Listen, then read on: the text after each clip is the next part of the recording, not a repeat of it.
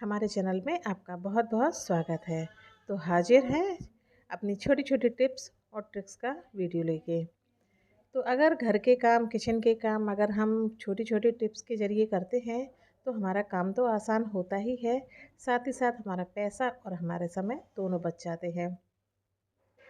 तो आज का जो वीडियो है वो भी इन्हीं छोटी छोटी टिप्स को लेके है। तो अब ज़्यादा बातें ना करते हुए वीडियो हम स्टार्ट करते हैं। अगर आपको हमारा वीडियो अच्छा लगे तो प्लीज़ वीडियो को लाइक करें, शेयर करें और चैनल पर नए हैं तो चैनल को सब्सक्राइब करना ना भूलें। तो चलिए बढ़ते हैं पहली टिप्स की तरफ। तो जो पहली टिप्स है वो है शक्कर को लेके, क्योंकि गर्मियों में अक्सर ऐसा होता है कि हम कितने भी ढक्कन कस के बंद करें लेकिन फिर भी जो शक्कर होती है उसमें चींटियाँ हो ही जाती हैं।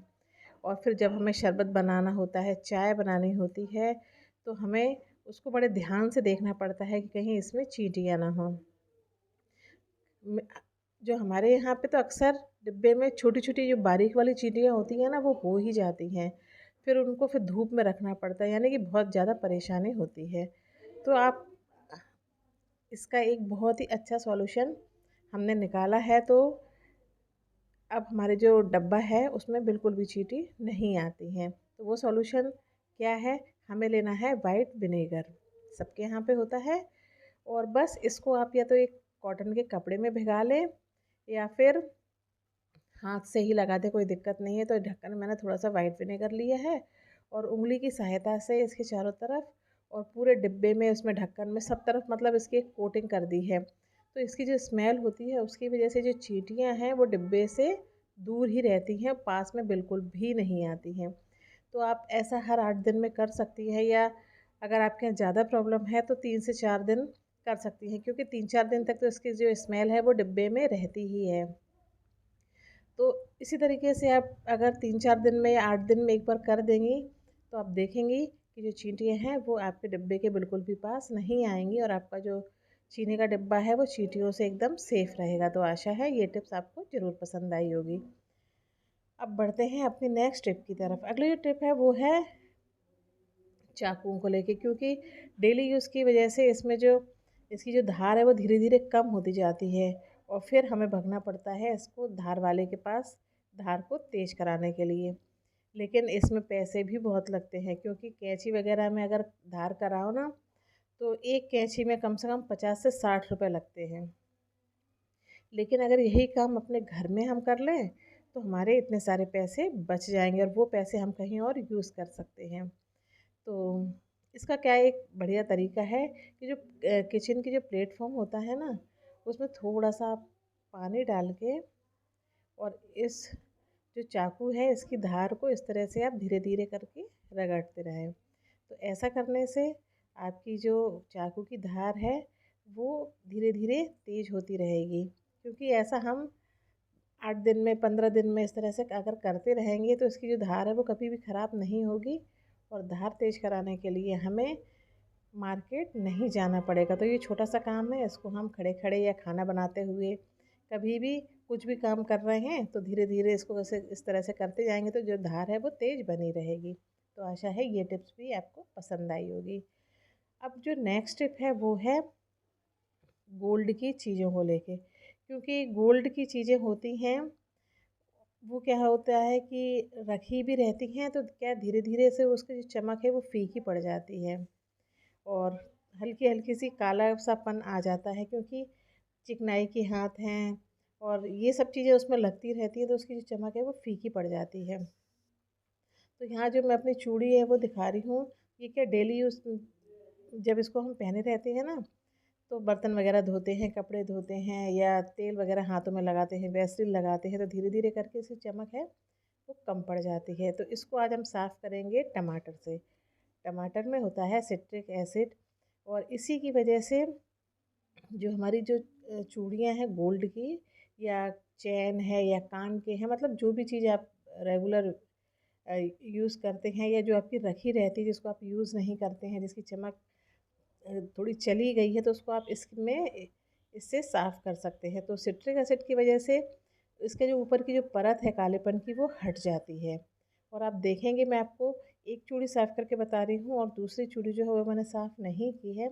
तो आप देखना कि दोनों में कितना फ़र्क है। तो ये काम आप घर पे आसानी से कर सकती हैं। इसको छोटी सी चीज़ के लिए हमें बार बार सुनार की दुकान पे नहीं जाना पड़ेगा, क्योंकि सुनार अगर इसको एसिड से साफ़ करते हैं तो थोड़ा बहुत तो सोना वो निकाल ही लेते हैं, और जो हमारी चूड़ियाँ हैं, जो जेवर है, वो हमारे धीरे धीरे कमज़ोर हो जाते हैं और वहाँ से टूटने लगते हैं। तो इस तरह से अगर आप इसको घर पे ही साफ़ कर सकती हैं तो आपका जो सोना है वो बचा रहेगा। आपका जो सुनार की दुकान पे जाने का जो खर्चा है वो भी बच जाएगा। तो आप देख सकते हैं दोनों चूड़ियों में फ़र्क नज़र आ रहा है। अब इस चूड़ी को जो मैंने टमाटर से साफ़ की, उसको मैं आपको धो के बता रही हूँ। देखिए आप इसमें और इसमें देखिए आप कितना अंतर है। तो आशा है आपको ये छोटी सी टिप्स हमारी ज़रूर पसंद आई होगी। तो अब हम बढ़ते हैं अपनी अगली टिप्स की तरफ। तो अगली जो टिप्स है वो है झाड़ू को लेके, क्योंकि जब हम नई झाड़ू निकालते हैं तो ऊपर से क्या होता है, ये टूटने लगती है, क्योंकि जब हम झाड़ू लगाते हैं तो इसके यहाँ पे प्रेशर पड़ता है और यहीं से वो टूटने लगती है। फिर हम कपड़ा बांधते हैं या कुछ भी करते हैं, बहुत इसमें, क्योंकि झाड़ू इतनी महंगी आती है। अब ये झाड़ू हो गई है 120 रुपए की। अब जल्दी टूट जाती है तो फिर हमें दूसरी खरीदनी पड़ती है, तो इससे हमारा काफ़ी सारा पैसा बर्बाद होता है।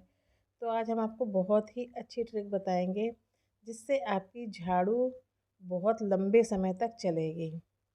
तो इसके लिए हमें लेना है सेलो टेप, या बिजली वाला जो टेप होता है वो भी आप ले सकती हैं। तो यहाँ यहाँ पे हमने बिजली वाला ही टेप लिया है। इसकी जो चिपकने की जो क्षमता होती है वो बहुत ज़्यादा होती है। तो यहाँ पे जो झाड़ू जहाँ से टूटती है, जहाँ पे प्रेशर ज़्यादा पड़ता है, वहाँ पे इस टेप को हमें अच्छे से 8-10 बार इसको राउंड करके चिपकाना है, और हाथों से आप कस के दबाते भी जाइए ताकि ये उसमें अच्छे से फिक्स हो जाए। तो ऐसा करने से आप देखेंगे कि आपकी जो झाड़ू है, जितने दिन आपकी चलती है उससे इसकी चलने की जो क्षमता है वो बढ़ जाएगी। जहाँ अगर आपकी 1 महीने चलती है तो आपकी झाड़ू जो है वो 2 महीने तक चलेगी, क्योंकि इसमें प्रेशर लगेगा नहीं और ये टूटेगी भी नहीं। तो ये बहुत ही कमाल का आइडिया है। और मैं अपनी झाड़ू में पहले तो कपड़ा बांधती थी, लेकिन कपड़ा क्या दिखने में अच्छा नहीं लगता है। तो इस तरह से आप सेलो टेप चिपका लेंगी तो आपकी जो झाड़ू है वो काफ़ी लंबे समय तक चलेगी। अब जो लास्ट हमारी टिप्स है वो है इस तरह के कप, या फिर जो आपके यहाँ जो क्रॉकरी इस्तेमाल होती है सिरेमिक की, इस तरह की जो बाउल वगैरह हैं, कॉफ़ी मग हैं, प्लेट वगैरह हैं, जिसमें कि दाग पड़ जाते हैं, और फिर वो जब किसी के सामने हम कुछ देते हैं तो वो बहुत ज़्यादा गंदे लगते हैं। जैसे चाय के भी कप हैं, ज़्यादा चाय कॉफ़ी वगैरह पीते हैं, उसमें नीचे नीचे वो जम जाती है, वो दाग से पड़ जाते हैं। या फिर जो प्लेटें हैं, बाउल है, उसमें सब्जी वगैरह सर्व करते हैं तो उसके हल्दी वगैरह के दाग पड़ जाते हैं, जो कि दिखने में काफ़ी ज़्यादा ख़राब लगते हैं। तो इसको साफ़ करने के लिए हमने लेंगे यहाँ पे वाइट वाला पेस्ट। ये क्लीनिंग के लिए बहुत ही ज़्यादा अच्छी चीज़ है। और जो कप हमारे गंदे हो गए हैं, जिसमें दाग पड़ गए हैं चाय वगैरह के, उसमें हम थोड़ा थोड़ा सा ये कोलगेट जो पेस्ट है वो इसको अच्छे से लगाएंगे। थोड़ा सा आप पानी मिक्स कर सकते हैं, क्योंकि ये काफ़ी ज़्यादा थिक होता है, तो आप थोड़ा सा पानी मिक्स करके और मग में या जो भी चीज़ आपकी गंदी है उसमें अच्छे से उसको लगा के 5 से 10 मिनट के लिए आप इसको रख दें। और उसके बाद जो बर्तन धोने वाला जो आपका स्क्रबर है सॉफ्ट वाला, उससे आप इसको धीरे धीरे से साफ़ कर लें। तो आप देखेंगे कि आपके जो मग हैं, जो आपके जो जो भी चीज़ें हैं, प्लेट वगैरह है, बाउल वगैरह है, वो बहुत ही अच्छे से साफ़ हो गई हैं। इसके सारे दाग एकदम से निकल गए हैं। तो इसको आप घर में ही बड़े आसानी से बढ़िया से साफ़ कर सकती हैं। बहुत ही सस्ता और बहुत ही आसान उपाय है। तो आशा है आपको सभी टिप्स हमारी ज़रूर पसंद आई होंगी। पसंद आए तो लाइक करें, शेयर करें, और नए हैं तो चैनल को सब्सक्राइब करना ना भूलें। तो आप देख सकते हैं कप को मैंने धो दिया, तो आप देख सकते हैं कितने अच्छे से ये चमक गए हैं। तो अब वीडियो को यहीं पे एंड करते हैं, मिलते हैं नेक्स्ट वीडियो में। Thank you.